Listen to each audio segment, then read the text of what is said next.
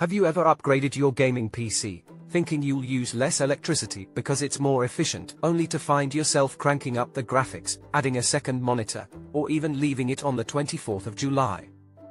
Well, you might actually be using more power than before. Before we dive deeper, make sure to hit that like button and subscribe to the channel for more interesting insights. This is an example of what economists call Jevons paradox, a concept first observed by William Jevons back in the 19th century. The paradox is simple but surprising. When technology becomes more efficient, people often end up using more of it, not less. Let me explain. When steam engines were first developed, they were a breakthrough in fuel efficiency. You'd think this would lead to a decrease in coal consumption, right? But instead, businesses used the engines more, which led to a greater demand for coal overall. This happened because the cheaper it became to run an engine, the more businesses found ways to use it. The same idea applies to modern technology.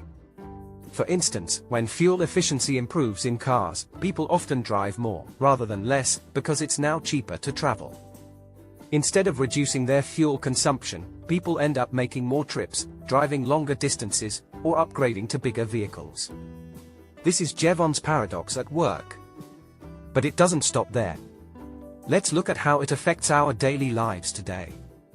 Take electric cars, for example.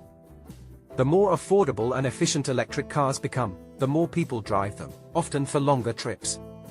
Similarly, with LED lights, which use far less energy than traditional bulbs, people tend to leave more lights on because they don't have to worry about high electricity bills. And with cloud storage, instead of reducing the amount of data we store, the increasing space and lower costs just make us store more. Whether it's storing thousands of photos, videos, or files, we don't feel the need to delete or organize as much. The more efficient the technology gets, the more we use it, often in ways we didn't expect. So, what's the takeaway here?